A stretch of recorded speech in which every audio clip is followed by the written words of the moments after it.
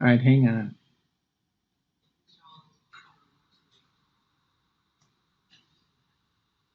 Yeah, I keep believing. All right, what's going on here?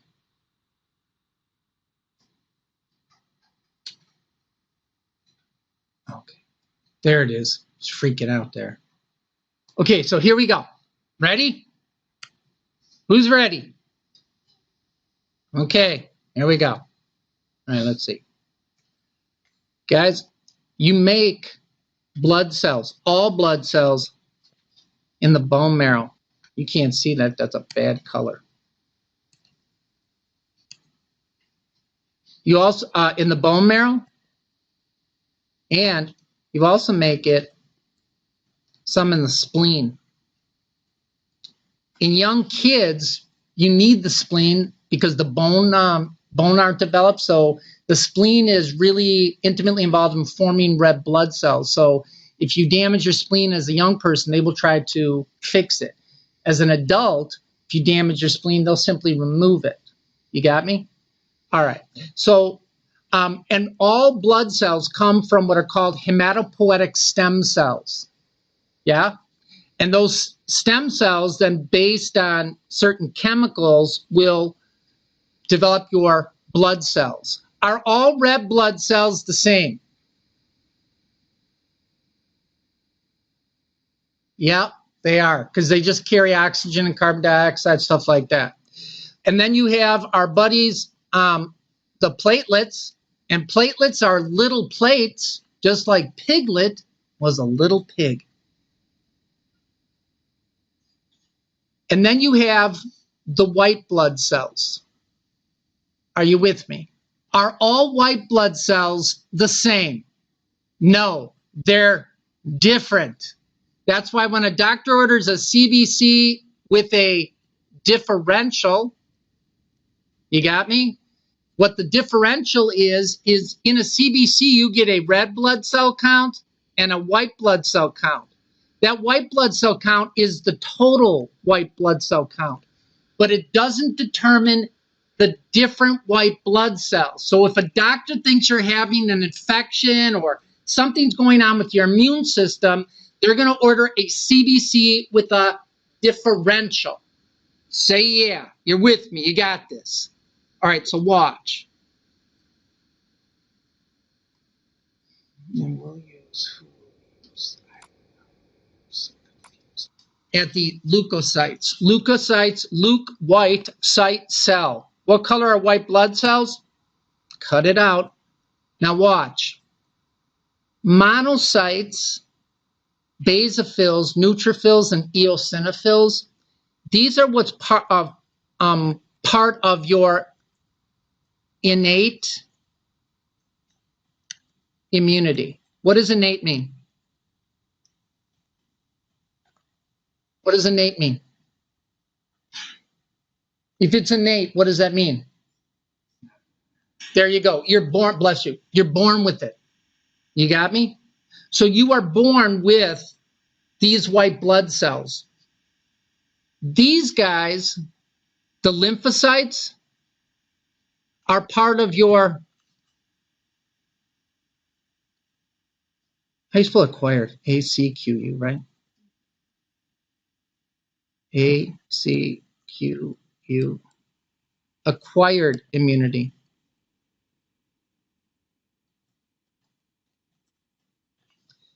These guys, the lymphocytes, have to be programmed. So these are the terminators of the body. You got me? The lymphocytes. And floating around in your blood and lymph, you have millions and millions of different lymphocytes. And each one is specific for a specific antigen or pathogen. So they have to be programmed.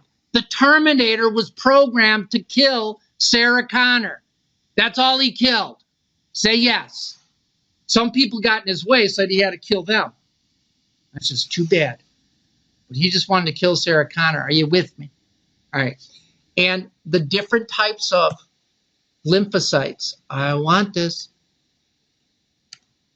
You have T cells, B cells, and NK cells. This is the coolest name ever for a cell in the body. NK stands for natural killer cells. And natural killer cells, what they do is they basically survey your own cells.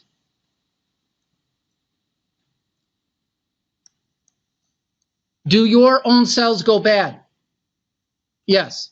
So natural killer cells are able to identify cells that go bad and are able to attack them and destroy them. Cells that have been infected with viruses or bacteria, natural killer cells are designed to attack them and destroy them. Did I mention this fact that natural killer cells are now important in the fight against lymphoma? Did I tell you this? One of the problems with cancer cells and your immune system is that your natural killer cells aren't able to identify cancer cells fast enough, so they can't keep up. What really smart people with tape and pocket protectors, they are able to alter the DNA of these natural killer cells. They're able to identify cancer cells sooner to kill them before they can start replicating. So this is happening. This is real. And it's going to be FDA approved a week after I die of lymphoma. Story of my life. Yep. Okay. So I'll tell you that later. Okay. This is what I want to do. What I want to do is I wanted to explain to you how T cells and B cells work. And what I want to do is I want to explain it to you using a vaccine as the way to explain it. Say yeah. All right. Hang on.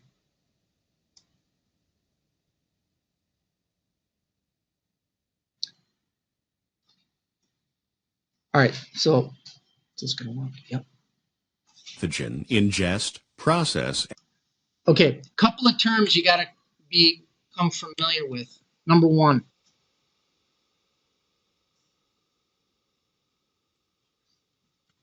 a monocyte. Monocytes are one of the white blood cells. They're kind of like the Sons of Anarchy. They'll kill anything, right? So monocytes, when they encounter an antigen or pathogen,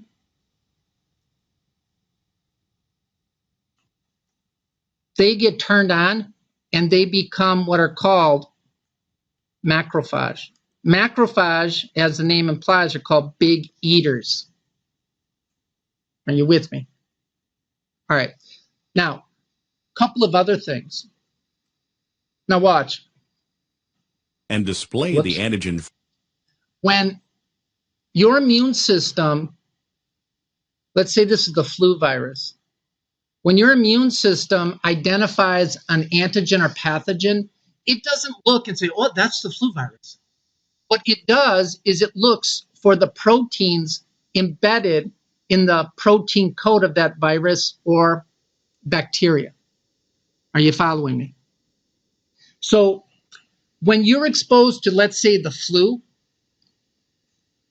you have a monocyte that floats around and goes to the area where that flu virus entered. Let's say that somebody hacks a loogie, right? And you go, yeah, I got it. Yep. So now you have it. You've been exposed to it. You have the local white blood cells, the local monocytes. They get turned on and they will eat that. Are you with me? This is really important. And what it will do is it will take that flu virus, eat it up, and then take the receptors, the proteins that were embedded in the cell membrane, and present it to your specific immune cells. And the specific immune cells are T cells and B cells. Again, these have to be programmed. And floating around in your lymphatic system and in your bloodstream, you have millions and millions of different types of B cells and T cells. And only one B cell and only one T cell is ultimately going to interact with this particular antigen. Are you following? So this monocyte eats the flu virus, then plucks the receptors off and presents it on its cell membrane.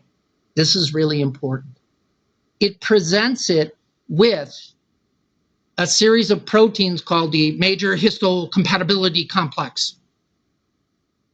And what this does is that major histocompatibility complex identifies you as you. So your immune system doesn't get confused in saying, is this cell a bad thing? Because the antigen is presented with the major histocompatibility complex, and you only want to attack that specific antigen. Are you following this? Now get this. This is the important stuff. Macrophage ate it, busted it up, and presented the proteins on its surface. You better get this. In order to activate specific immunity, this antigen has to interact with a helper T cell. And it's the job of the helper T cell to turn on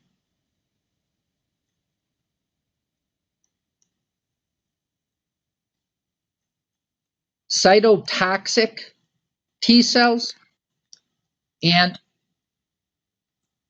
B cells. So the job of a helper T cell is to sensitize specific T cells and B cells to kill that specific antigen. In this case, it's the flu virus. So watch. Remember I talked to you about HIV? What does HIV attack? Helper T cells. So if your helper T cell count drops, can you turn on your specific immunity? Nope. So now you are at risk for the development of all types of opportunistic infections. Say yeah. All right.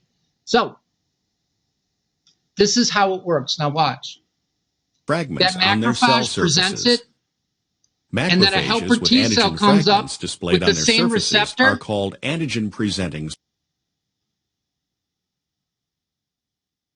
And then they start throwing out chemicals. They say, yeah, I love you too. Yeah, we hooked up, but just for tonight. I got to study. You follow?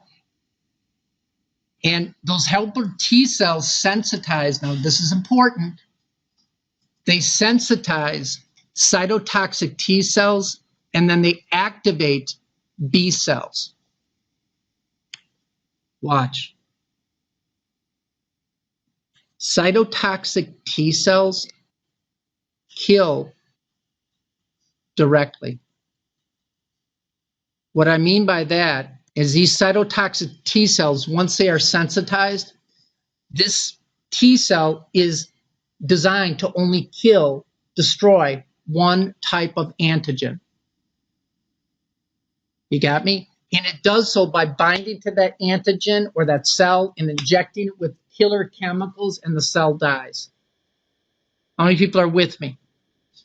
B cells are different. Once B cells have encountered that helper T cell and got turned on, B cells divide. And B cells divide into two types of cells. They divide into plasma B cells and, do you remember this? That was a hint. Oops. Memory B cells. What do memory B cells do? They remember. This is important. Once the B cell is activated, it will then begin to produce specific proteins. B cells will produce specific proteins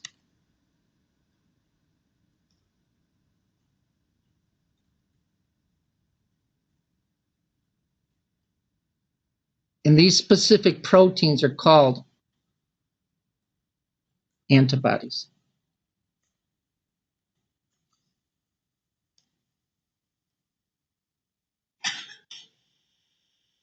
Now watch. Watch.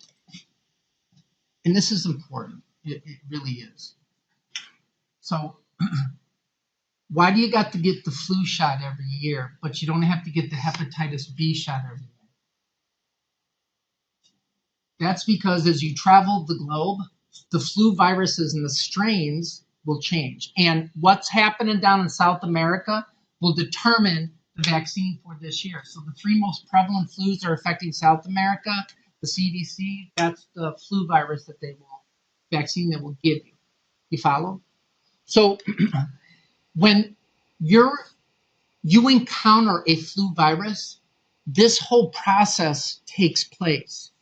But it takes about 3 to 4 weeks to mount an antibody response. In that time, you get sick. Are you following me? And then when you build up enough antibodies, you will destroy it and get rid of it. But in the meantime, you got sick. So are you with me so far? So watch. On your first exposure, write this down. On your first exposure to anything,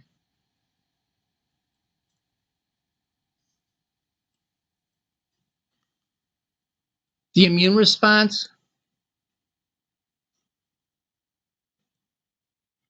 is weak.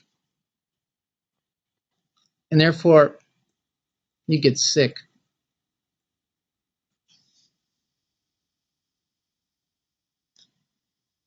In the case of the specific immunity and the B cells, when the B cells first came in contact with it, they divided and they formed plasma B cells, right? And what did the plasma B cells produce? These little proteins called antibodies. And the antibodies then float around and attack the antigen and then mark it for death. Are you with me? What else did you make? You made memory B cells. What do memory B cells do? They remember. So on your second exposure,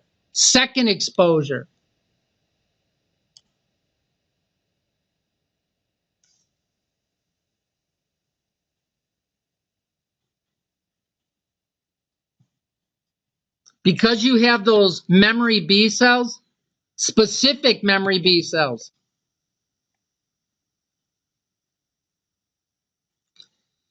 the antibody response is very fast. Instead of weeks, it can take hours or days, few days versus weeks. And the antibody response, instead of, I'm making this up, on your first exposure, you make 100 antibodies. On your second exposure, you make 10 million antibodies. So you make them fast and you make a ton of them. That's why, watch it. If you've ever had an allergic reaction to something and they say, well, people will say, that's the first time I've ever had that. That's a lie. Because it is the second exposure, if you're allergic to something, that can produce catastrophic results. And I'll explain that in a minute. It's not your first exposure because that response is very, very weak. Somewhere along the line, you were exposed to that same antigen or pathogen before. Yeah? Okay. So, watch. Roll tape here.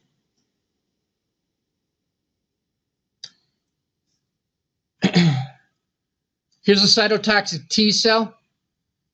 Yeah?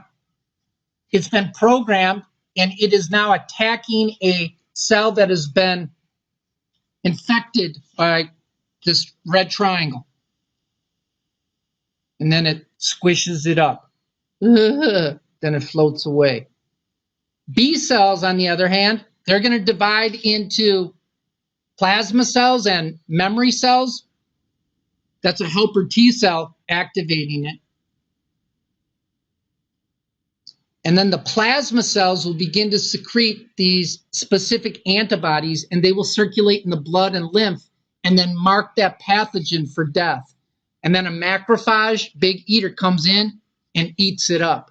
That's how you know, that's how it knows to attack it.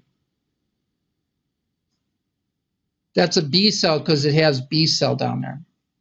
Then you have the memory cells that are specific. So on your next encounter, you don't have to go through this whole process of sensitizing it. Those B cells remember, and the antibody response is unbelievable. 1,000-time-fold increase and much faster. So it can it can destroy that bacteria or virus before it infects you. Tell me you got that. Say yes. So watch.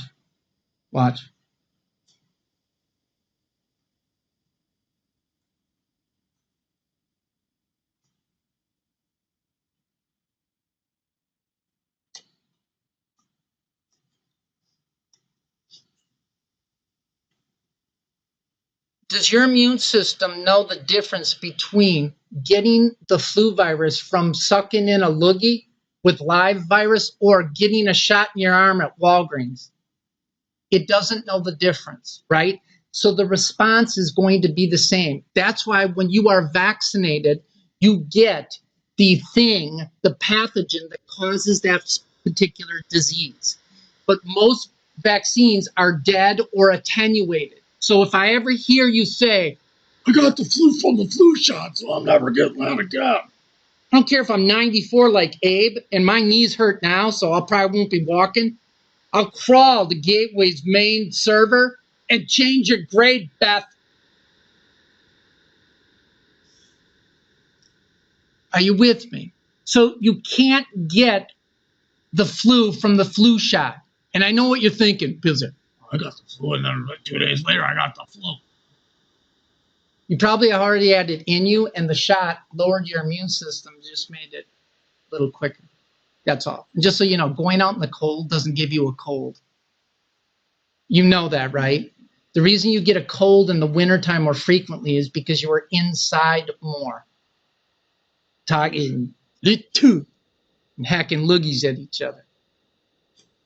And plus, your cold does lower your immune system because your immune system works better at higher temperatures. That's why you get a fever.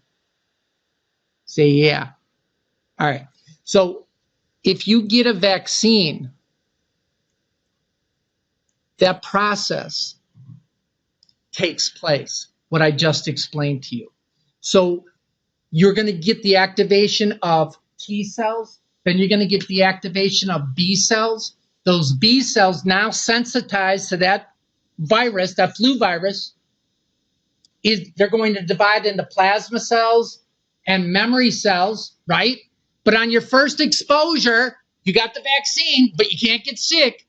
You're not going to get a big heavy-duty antibody response, but what do you have lying in wait with those B cells? You got the memory cells. So on the second exposure, you get this massive increase in antibodies in a very, very short period of time. So if you were vaccinated and somebody says, hey, and you go, hey, I got it, right? You now will get a massive antibody response specific to that virus and will destroy it before it can infect your cells. That's how all vaccines work. Say yes. You followed that for real? Just so you know, how long does it take for you to build up memory B cells when you get the flu shot?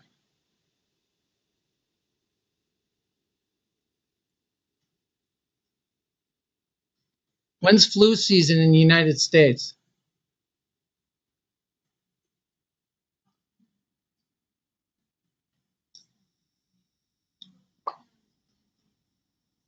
That's right, because it takes about a month to build up that antibody response. That's why they do it. Say yeah. Okay. Those are T cells and B cells by the B shore. Since we're on it, I'm going to go over anaphylaxis, right? Don't you think that's a good word? I heard a good word today, too. Oh, like glomerulus? Don't you think that sounds like one of those monsters, like those from the Japanese movies? Like Gamera versus glomerulus. Godzilla versus glomerulus. No?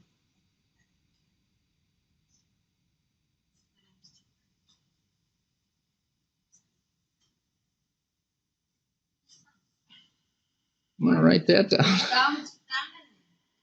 Look, I ain't arguing with you. I ain't arguing with you. All right, I want this whole thing, all of it.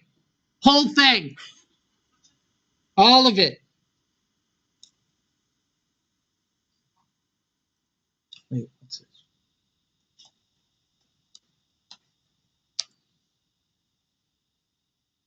Just think, in like, what, 3 weeks, you will never see me again. If I see you,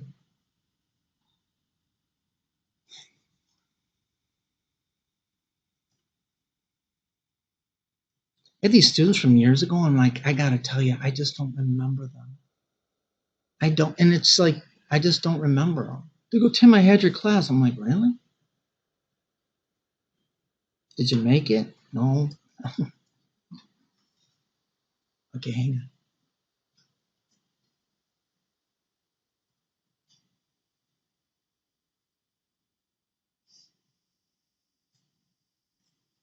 Don't look at that blood gas video I put up. Something happened. Did you ever look at any of those videos for real?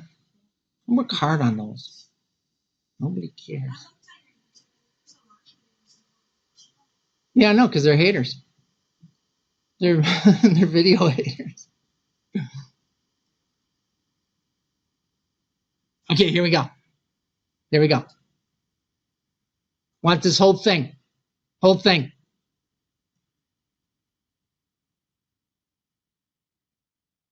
An allergy is an O. Just like asthma is an allergy in the respiratory tract, right?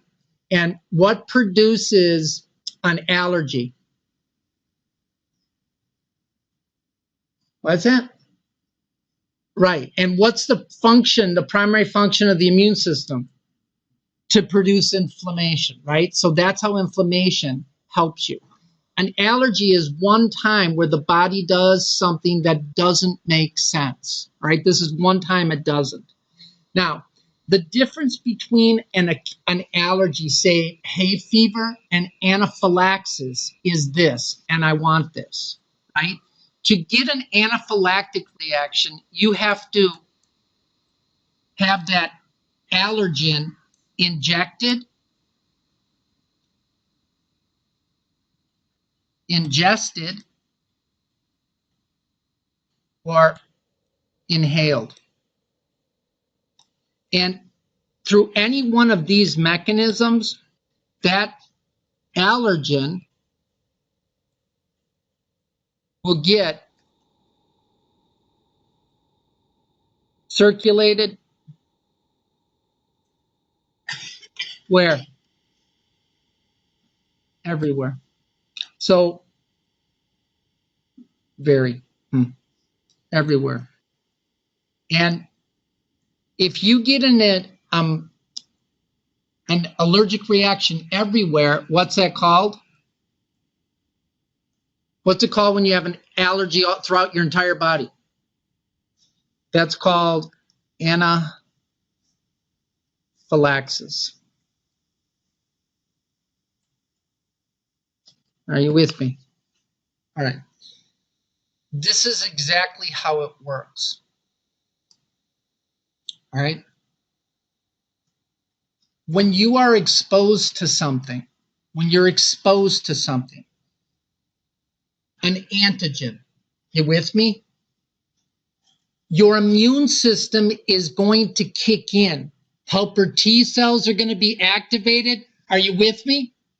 They're going to then turn on specific T cells and B cells. Are you with me? And the B cells are going to divide into plasma and memory cells. And the plasma cells are going to produce what? Antibodies. And on your first exposure, do you produce a lot of antibodies? No. So you may not even know that you're allergic to it.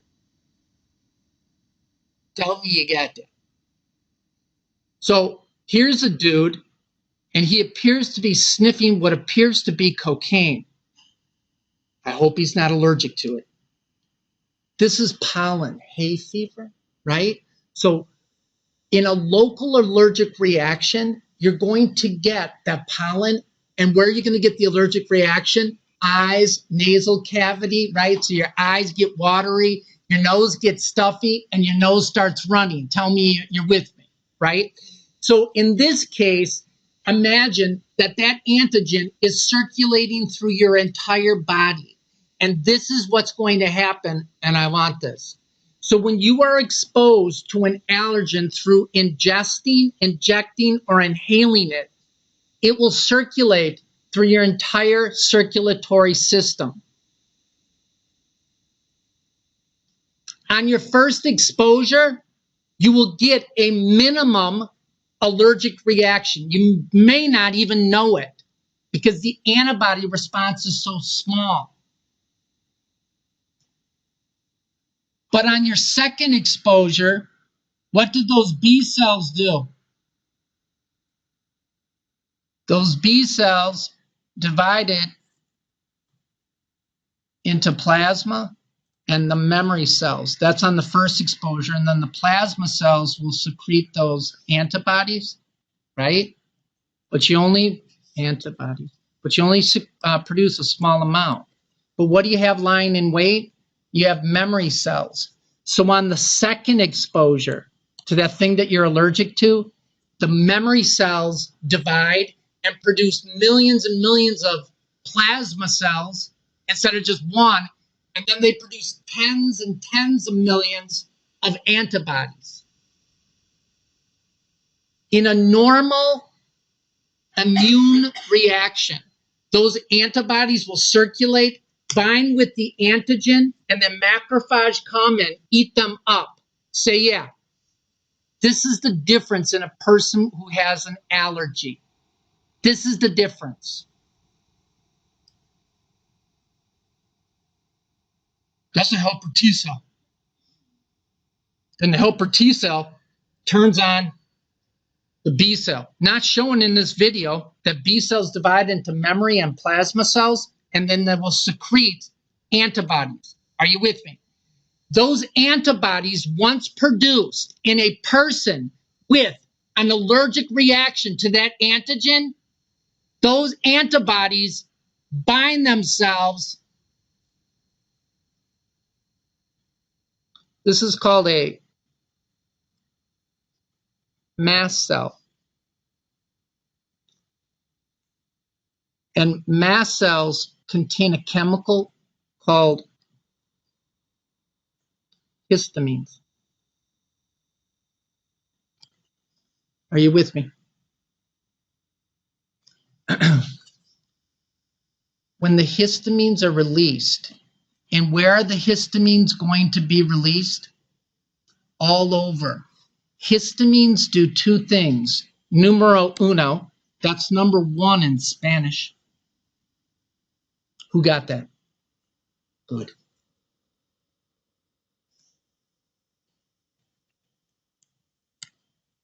It calls MAVD.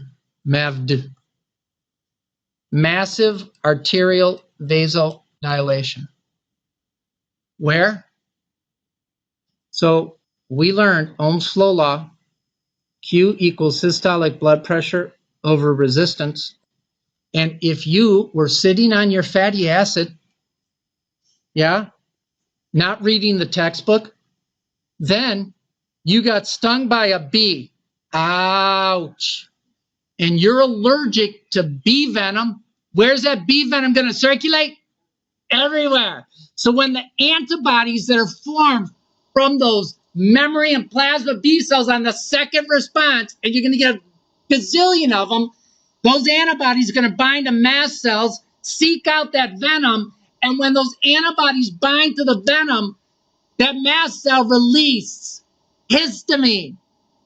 Where? All over. And that causes that reaction, that release of histamine causes the arteries to get this big. Where? All over. So what's going to happen to resistance to arterial blood flow throughout your body? Way down. So what's going to happen to your blood pressure? They're going to way down. And if you can't maintain a mean arterial blood pressure of at least 60, you are in. And what caused the shock? A total body allergic reaction. And what's the big word for a total body allergic reaction? Anaphylaxis. It's anaphylactic shock. Say yeah. Is your respiratory tract vascular? Will the dilation of those blood vessels in your respiratory tract and throat be affected?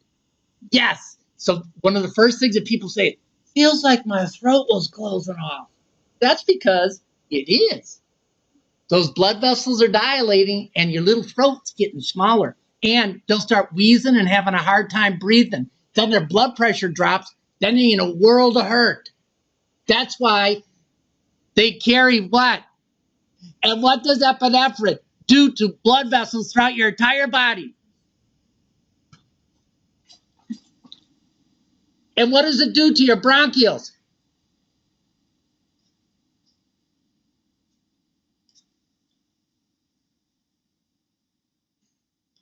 You don't think that's cool. I guarantee you ask a nurse what anaphylaxis is and anaphylactic shock and why they give epinephrine, I guarantee you they probably will not be able to answer it. If they were schooled by Joey Buttafuoco on those videos, this is gross. This is good information right here. 4 or 5 years ago, fall semester, see the student I had in the spring. Tim, I got to talk to you. I'm like, look, I got to go to class. She says, you saved my dad's life. I go, how did I do that? Remember when you were talking about anaphylactic shock? I'm like, I don't remember 5 minutes ago. Well, you were talking about it. My dad's allergic to bee stings. We were at a picnic over the summer. And my dad got stung by a bee, and I did exactly what you told me to do. You don't get the EpiPen and then you pull up their shirt and get the alcohol and rub it and then make sure it's dry. You twist the pen, you go through a big muscle through their clothes, smash it in there, hold it for about 15 or 20 seconds, and then you get their fatty acid to the emergency room. That's why. That's why you tell me you got that. So the doctor goes, if he wouldn't have got that EpiPen right away, he would have been dead, so you saved my dad's life. I go, what's in it for me? Like, how does that benefit me? Right? There's money in it for me, fame. She didn't even like me on Facebook. But I didn't have a Facebook back then. I don't even think they had Facebook. Did they have Facebook back then? Okay. How many people followed that? That is beautiful. Now, you better listen up because this is true. Antihistamines don't do anything for the histamines that were already released. All antihistamines do is prevent the further release of histamines. So if you want to get the vasoconstricting effect, you have to give them epinephrine. Say yeah. Now, should you be giving shots of epinephrine for hay fever? No, you shouldn't. But how many people's sinuses were really jacked up over the weekend? Anytime you get the dramatic change in temperature or atmospheric pressure, your sinuses just go haywire. So my sinuses are so bad, I beat my kid.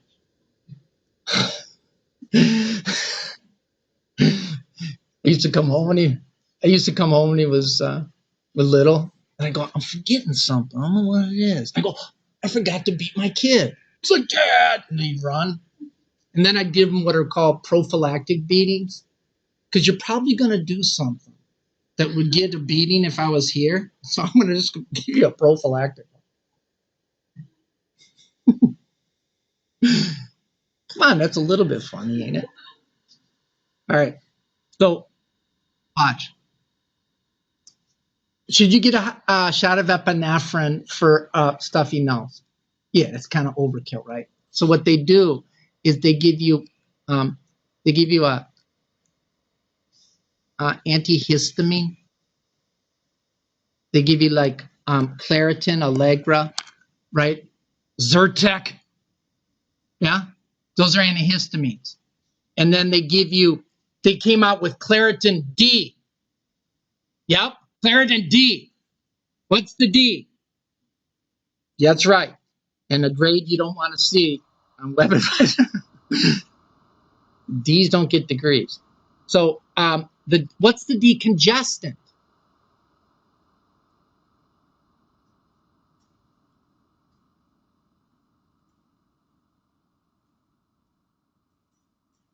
Pseudoephedrine or Sudafed. And watch, you're not going to believe this. That's why it says on the box, if you take Sudafed, if you have high blood pressure, talk to your doctor before taking this medication, because Sudafed is fake epinephrine, and what does it do to all of your blood vessels? And if it constricts all of them, including the ones in your nasal cavity, your resistance is going to go up, therefore your blood pressure goes up. That's why people with high blood pressure can't be taking that stuff. You see that? You see that? I don't know. Coricidin. Yeah. That don't work anyways, for real, it don't. It doesn't.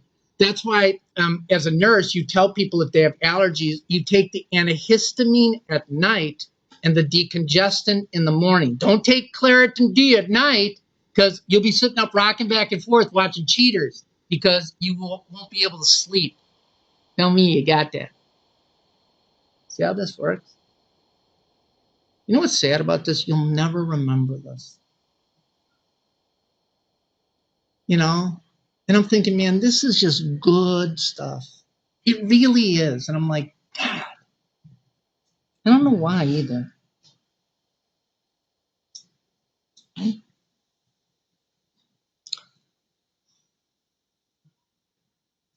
Yeah.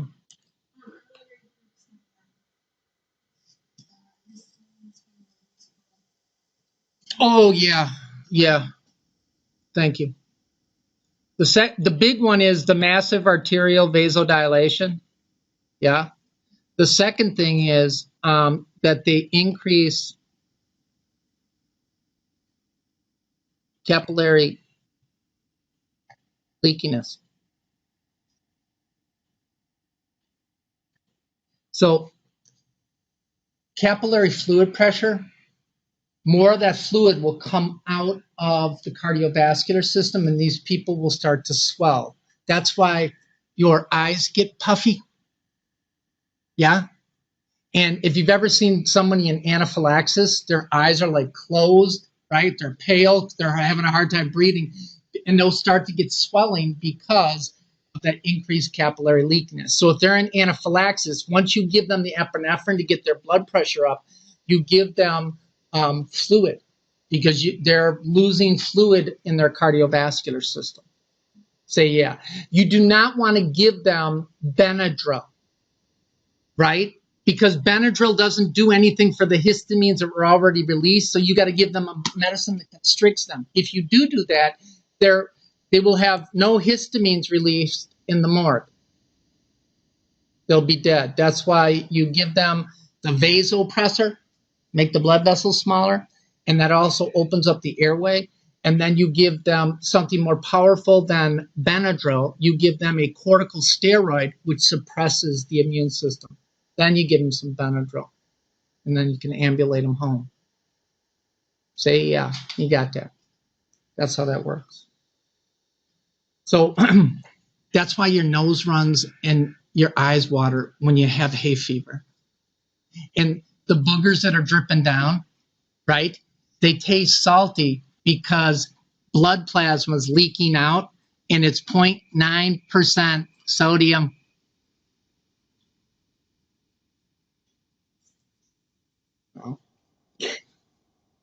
So yeah, that's anaphylaxis. Yeah? Can I show you something else real quick? Just real quick, it'll take 2 seconds. Which would you rather have, staph or strep? Straph. That's a combination of strep and staph. You'd rather have what? You'd rather have strep. The immune system can encapsulate strep. Staph, it has a hard time doing it. And if staph gets into your central circulation, yeah, staph releases a chemical called exotoxin. How many people have microbiology? Exotoxin is a, wish I could spell. It's called a super antigen. It flies, it's bulletproof. This super antigen is a massive arterial vasodilator. Where did that super antigen get released into? So what's going to happen to your blood vessels? Dilate. So what's going to happen to resistance to blood flow? Blood pressure. And if you can't maintain mean arterial blood pressure of at least, what, 60, you're in. And when you get bacteria into your central circulation, what's that called? You have septic shock. So what do you do for that person?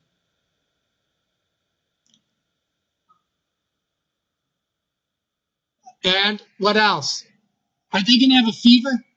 They're going to have fever to burn, right? So you put them on ice. You soak them in ice to get their body temperature down. And what does cold do to arteries? So yeah, then you ventilate them. You give them Pavulon that paralyzes them because when they're put in ice, they're going to want to what? Shiver. And you don't want that to happen. And when you're freezing your balls off, literally, you don't want to be awake for that. You don't. Tell me you got that. So that's what they do. Then they pump them full of antibiotics and then say the prayers. If you have septic shock on your chart, the chances of you surviving are not good. I don't know why I remember this, but it's like 11% of the people who have septic shock on their chart leave the hospital. The rest end up taking a 6-foot dirt nap. Shock is not good. It's bad for you. Right? And who gets shock? The very young, the very old, or the very sick, where all their immune system is compromised. Say yeah. Okay. That is anaphylaxis. I killed that one. Yeah? All right, we're doing really good. I'll probably be done with this today, and then we can have the final right after you take the kidney and respiratory quiz. How does that sound? And then the rest of the time we can go Christmas shopping. Yeah, I don't think so. Okay, I'm going to go over the process of inflammation. I want this whole thing. People hate when I say that, huh? Yeah, well, tough. Are you? Yeah, for real. Yeah, kind of. All right, I need a YouTube. Didn't I just have a YouTube? I did. All right, hang on.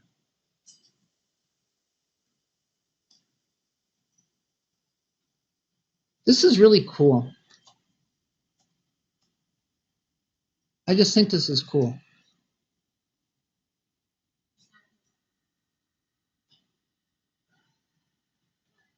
There's a really good one.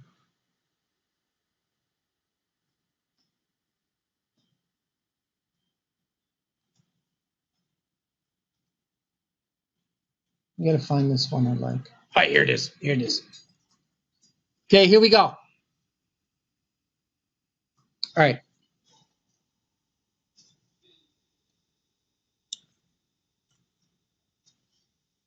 Write this down. Never forget it. In all tissues of your body, you have embedded in those tissues these things called mast cells. What do mast cells contain? Histamines, right? And what do histamines do to the local arteries? They dilate them, and what do they do to the local capillaries in that area? It makes them more leaky, right? And where does arterial blood always go? The path of least resistance. And arterial blood is red and warm. So that's why an area of inflammation initially becomes red and warm. And because the capillaries become leaky, more fluid in the capillary goes into the interstitial space. The lymphatic system can't drain it, so that area becomes swollen.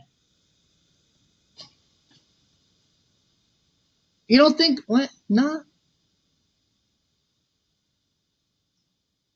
Where do red blood cells and white blood cells normally circulate in an artery or a capillary? On the edge or in the middle? In the middle, right? If the fluid starts leaking into the interstitial space, those white blood cells will start circulating near the capillary membrane.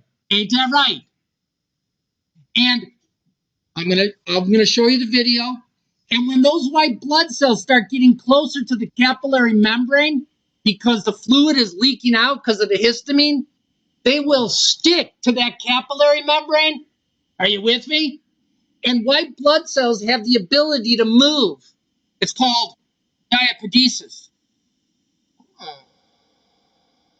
So they can squeeze through those small holes, yeah, and they can attack, destroy any foreign invaders. See, yeah, you with me? Here we go. Want this whole thing, ready? Okay, life was good, right? Not reading the textbook, not reading the PowerPoints, not really studying. Hang on a second. Man, I think I screwed up.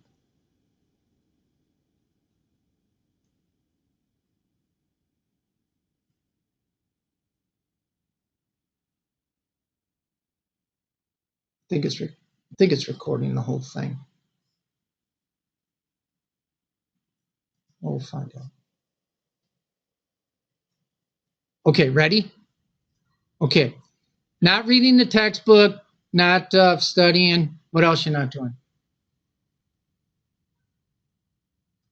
Not breathing.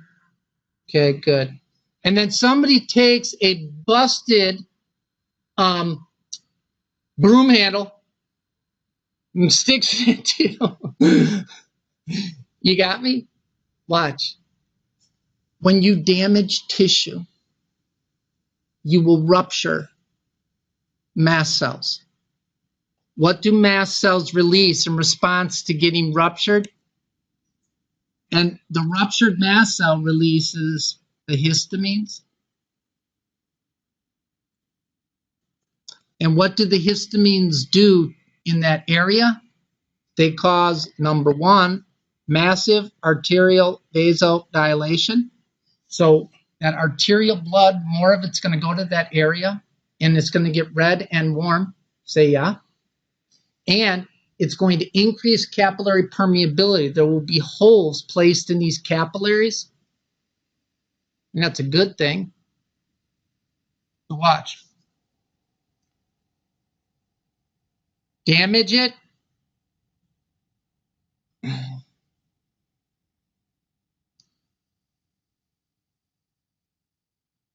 These selectins, they actually grab the white blood cells and allow them to stick there. You don't need that. All you need to know is the white blood cells start getting, and the neutrophils, those are the ones that arrive first.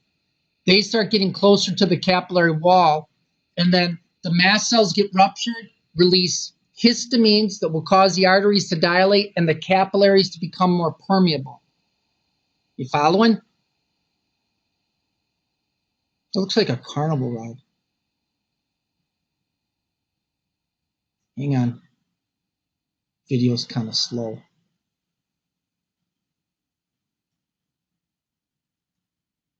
Histamines, finally, dilating.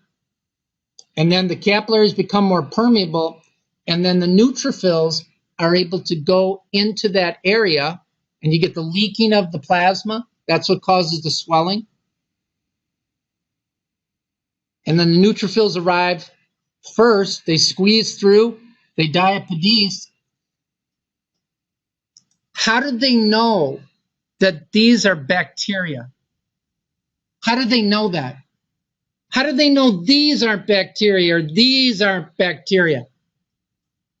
Right. Our cells of our body have the major histocompatibility complex, and white blood cells know not to attack them. What don't these bacteria have? The major histocompatibility complex. Watch. When those white blood cells, when those neutrophils arrive, they're the patrol cops. When they attack that bacteria and they eat it, those neutrophils release chemicals. Those chemicals are called cytokines. What does cyte mean? What does kinesis mean? Movement. So these chemicals, these cytokines, watch it, prostaglandins,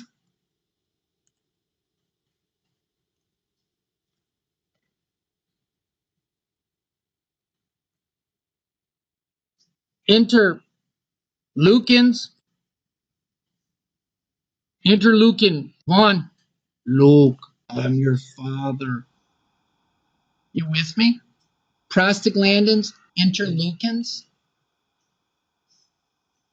Those are cytokines. What prostaglandins and interleukins do is they call on more white blood cells to get up over there, migrate through that area, and attack those dudes and destroy them. Say yeah. Prostaglandins also increase the inflammatory response. So they will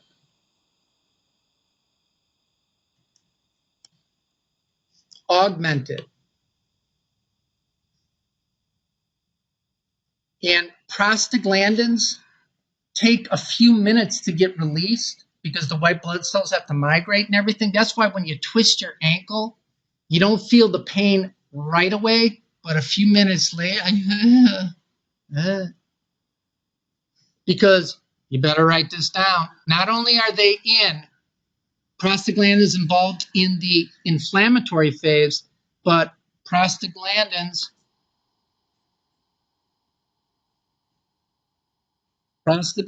better write this down. Prostaglandins, yeah. Stimulate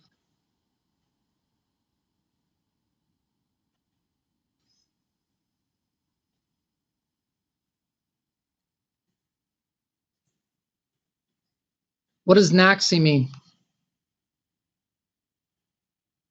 Pain. Prostaglandins stimulate pain receptors. NOCI in the summer sun. NOCI. OREC in the summer. Are you with me? Are you following this? Okay. Watch.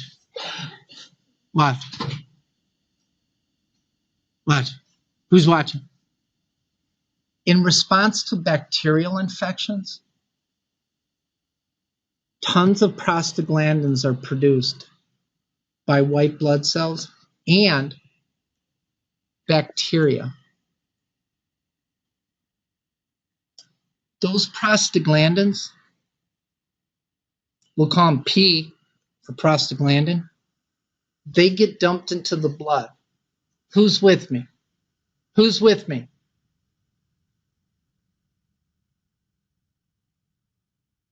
Watch it. Who's watching? Anybody? You're not going to believe this. I find it hard to believe. What part of your brain controls hunger, temperature, and thirst? Go ahead, get that wrong. I dare you. I marked somebody's life wrong in my general class because I asked them what controls hunger, temperature, and thirst, and they got it wrong. So I marked their whole life wrong. You're not going to believe this, but embedded in the hypothalamus, you have chemoreceptors. Yep. And what do these chemoreceptors recept? Chem. They recept prostaglandins.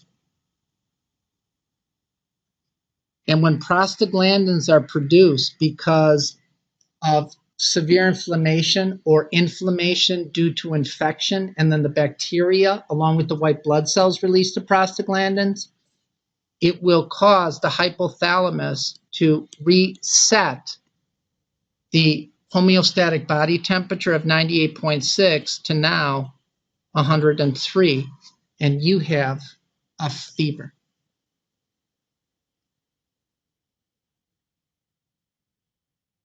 Are you with me?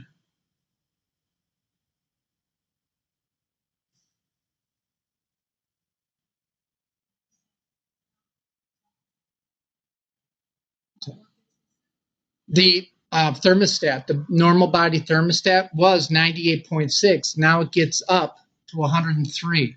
Fever good for you, bad for you? What? It's good and bad. Kind of like ebony and ivory. Ebony and ivory. I know, I hate me too. Ellie, just so you know. And just so you know, all of you, you can do anything for 3 weeks, right? Put up with me for 3 weeks. And I swear to you, I'll never bother you again. All right, so watch. Watch. Why do you want your body's temperature that was 98.6 to go up to 103 if you have an infection? And what else? White blood cells, the cells of your immune system, eat bad stuff, phagocytize bacteria better. Your white blood cells work better at higher temperatures. And if you've had microbiology, you cultured bacteria and then you incubated them. One at like 30 degrees or something like that, one at 37 degrees, and one at like 40 degrees, right? And you saw that bacteria grow slower at higher temperatures. So the good guys work better. The bad guys, bacteria, replicate slower at higher temperatures. So is a fever good for you or bad for you? A fever that goes like this is good for you. A fever that goes up and stays up, bad for you. That's why, watch, if you got a little baby, oh yeah, the doctor will tell you to give Motrin or Tylenol, right? Every 4 to 6 hours. Ain't that right? You're not going to believe this. You're not going to believe it. What do you think Motrin, aspirin, and Tylenol do?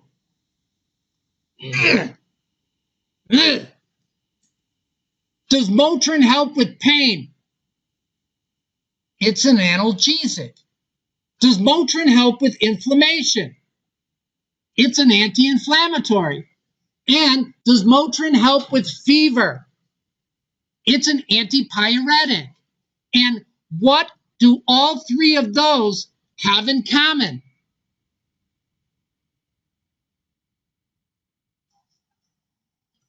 They prevent the synthesis of prostaglandins.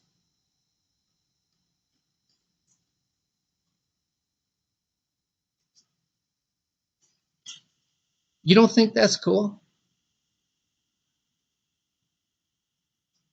You know who's going to explain that to you? You think I'm lying. I can't wait. I can't wait.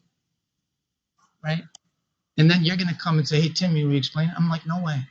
I'm updating my Facebook status. Say, yeah. Tylenol works centrally. The brain produces prostaglandins, right? That's why Tylenol doesn't work that very well as an anti-inflammatory. It works as an analgesic centrally, and it works as an antipyretic, but it does not work as an anti-inflammatory. Write that down. So aspirin works good, right? Does all of that. Same thing as Motrin. I'm going to give you some information here. Watch. When you eat, your stomach, we'll talk about this, produces hydrochloric acid. You know this, right, from general? Hydrochloric acid digests protein. What's your stomach made out of? Muscle. What's muscle made out of? Why doesn't your stomach digest itself?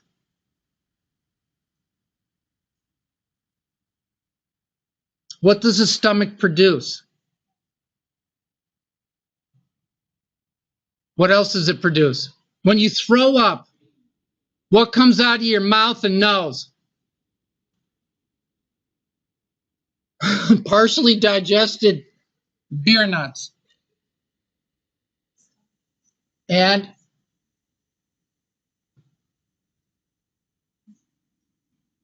mucus. Mucus? You with me? You're not going to believe this, but watch. Prostaglandins are signalers. It was first found, isolated this chemical in the prostate gland. That's why it's called prostaglandins. Just like brain natriuretic peptide is released from the brain.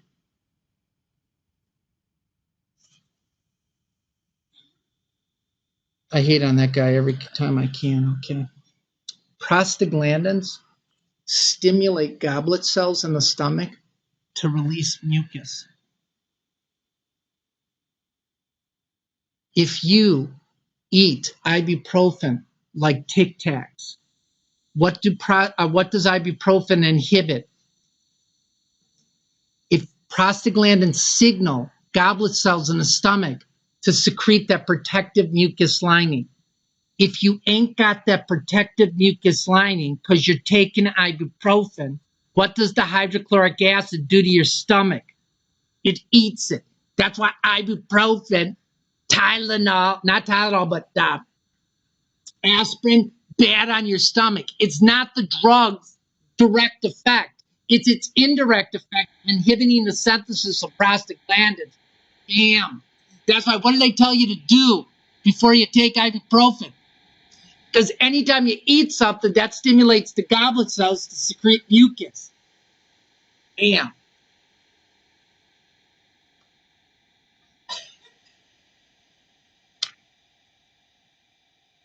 All you get in school big time tonight. Do you realize how good that information is? No, for real. That is just rock solid, beautiful information. And no one's going to give it to you like that, except Timmy. Yep, you came to the right place. I'm busy. I'm educating. No, go ahead. What?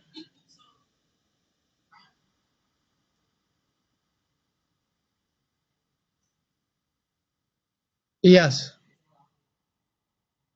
Yes. Yeah, yeah. It's not good at all. You don't want to do that at all. ever.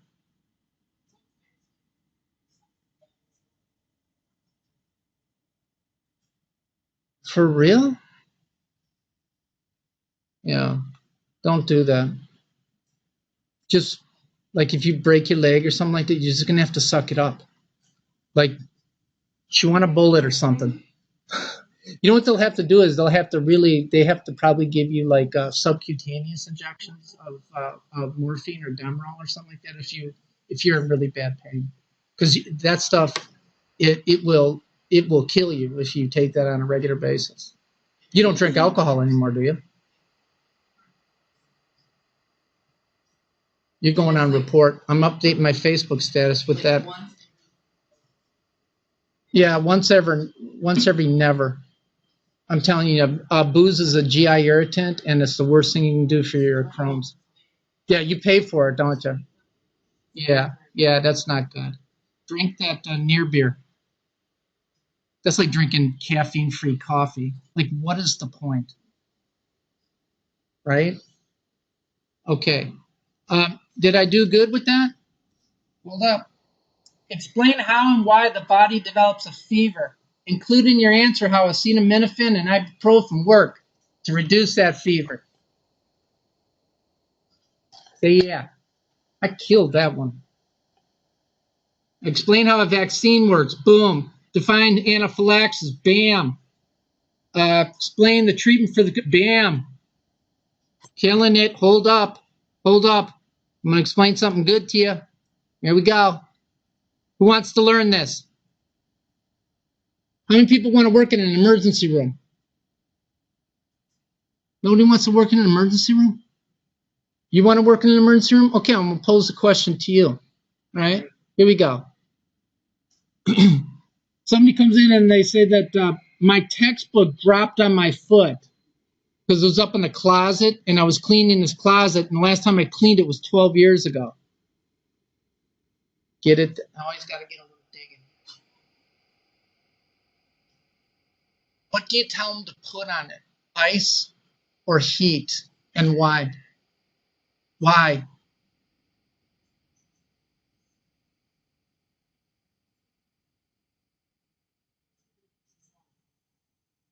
Right, you don't. And you're going to sound on the phone. People are like, what? Why? And you're going to say, I don't know. I got that one wrong.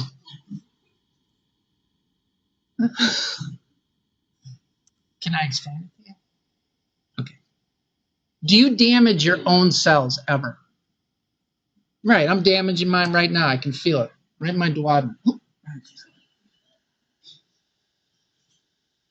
I hate me too. It's all good. Watch.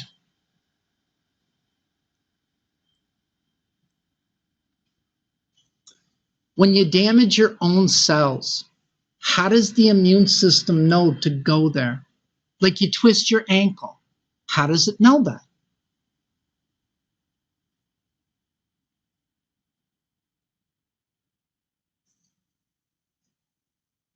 Why?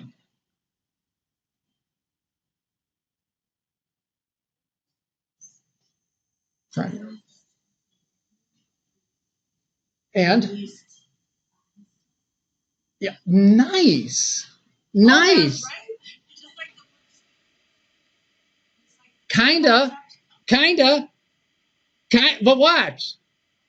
If you got a big boil on your butt, what did they tell you to do? Put a potato on it?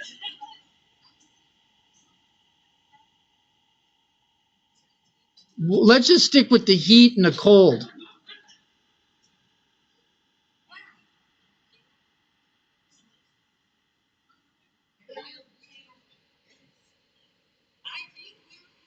Apparently. Oh yeah, Facebook. Yeah, that's like the New England Journal of Medicine. My girl, she comes up with all these concoctions, right? Like for psoriasis, it's um, no, it's uh, I don't know, something goofy.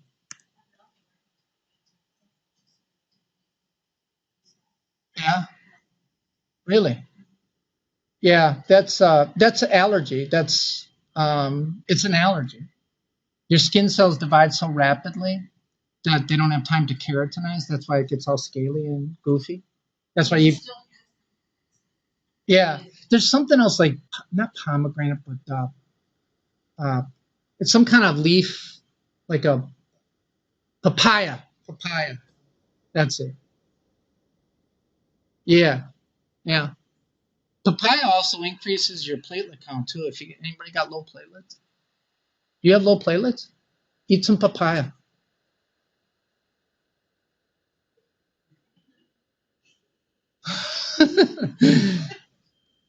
Now forget it then.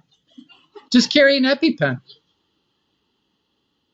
Do you carry an EpiPen for real? Do you have one there? Oh. What are you allergic to? Bees? Oh, really?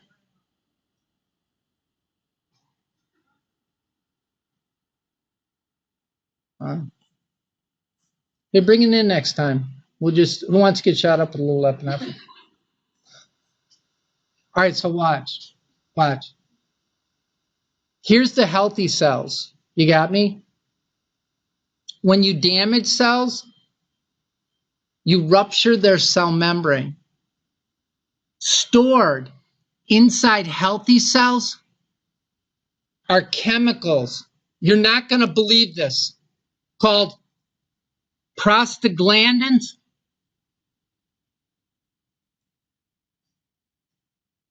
Yeah. Another one is called bradykinin and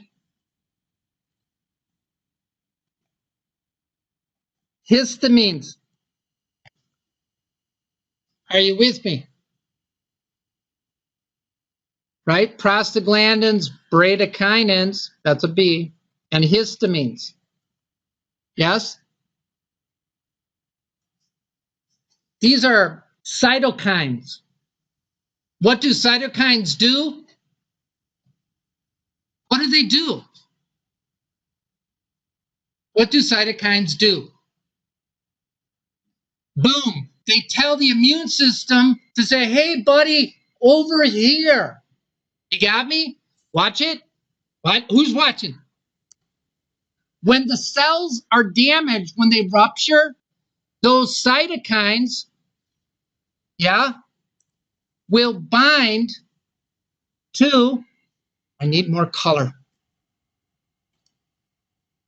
the cell membrane of damaged cells or in the vicinity. And that white blood cell, in this case, it's green, knows to destroy these damaged cells so that they can be replaced. Are you with me? When you get inflammation, what happens to that area? That area becomes red and warm. What does heat do to the rate of diffusion? It increases it. So what can happen is it can cause these chemicals to start to diffuse and start binding to healthy cells. Do you want healthy, undamaged cells to be destroyed by the cells of the immune system? It takes longer for you to heal now. We're not perfect, otherwise we would live forever. So when you damage your own cells, you put ice on it to reduce the diffusion of chemicals to the surrounding healthy tissue. That decreases the time of healing. Say yeah. Tell me that makes sense. Now, if you learn this, you'll never have to remember when you work in the emergency room. And then you won't have to say, I don't know, I got that one wrong. You can say, I got that one right, and I'm going to tell you. They'll say, wow, you're smart. You say, yeah. How many people got that? So anytime you damage your own cells, it is ice. First 24 hours, 24, 48. Say, yeah. When you got bacteria What do you do? What do you do when you got bacteria? Why? And and and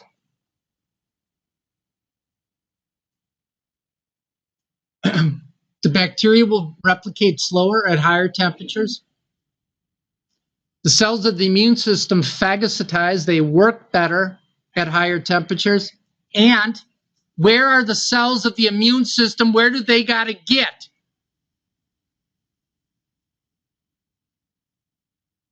How do they get there? They get there through the blood. So what does heat do to arteries? So more blood flow will go there.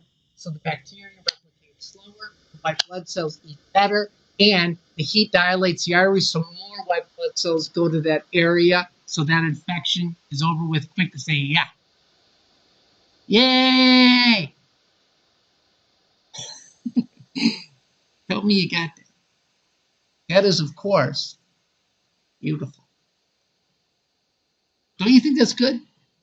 See, you'll never have to remember. No one ever taught me that. You know who taught me that? Me taught me that.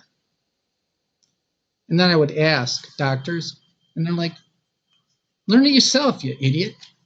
I'm like, you're a hater, dude. Do that.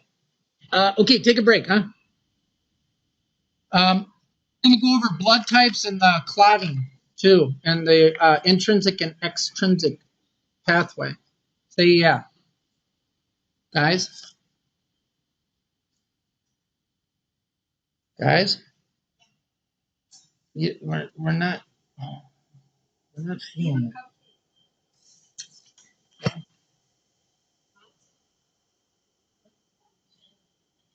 Yeah, I can't eat that stuff. Yeah, I know. Don't say that because I really, you know what? Over there,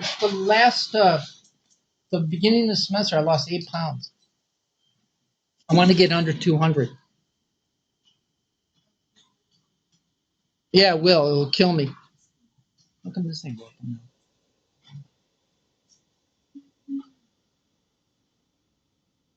I don't want to delete that overstock.com thing.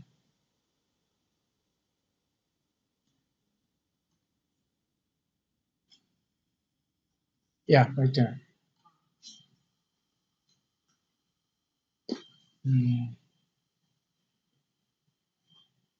How many more weeks we got? We really got like, when did we come back?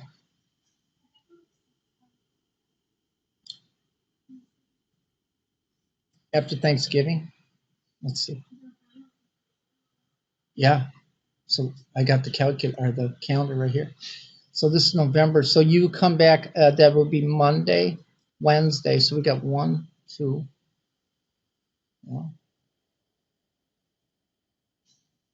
3, 4, 5. We got 5 classes. And then fine.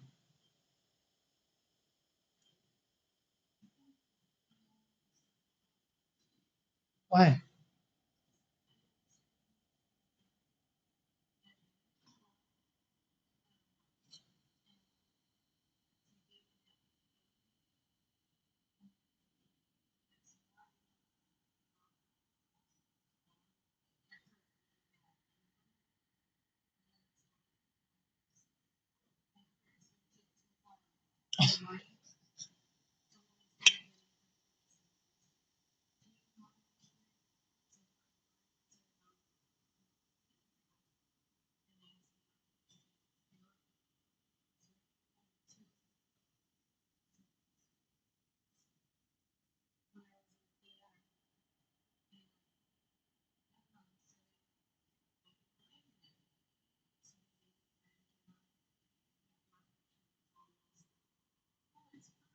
What was it?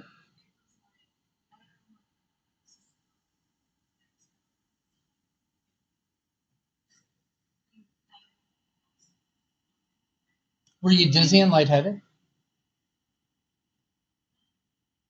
Yeah, you may have had a mild anaphylactic reaction. Have you taken the Vicodin before?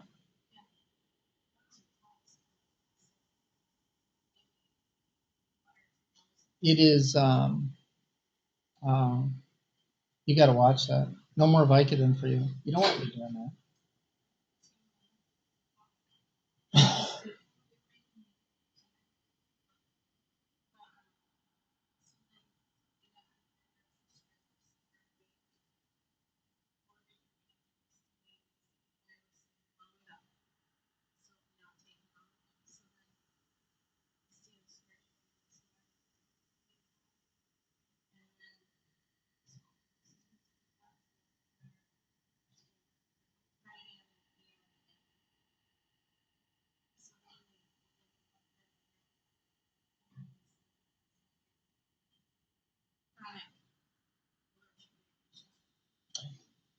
that. There's it's called a prolonged stage anaphylaxis where it does take a while, and then you have the acute phase anaphylaxis where that's the bad stuff. Yeah, that's what it sounds like. Oh yeah, yeah, yep.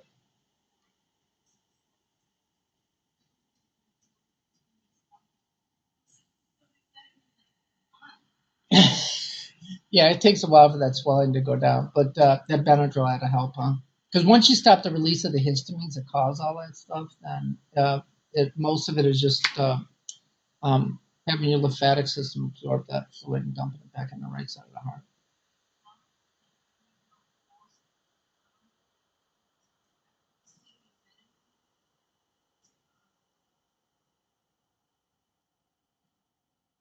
Prednisone?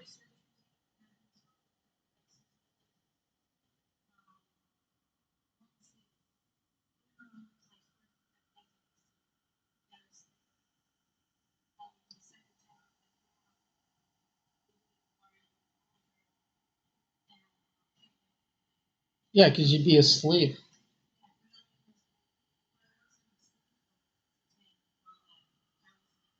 Oh yeah, but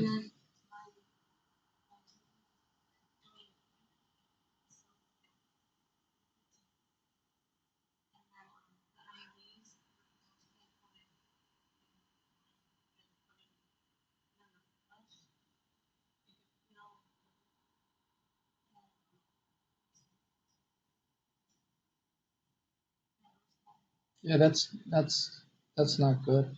They have a couple of years ago there was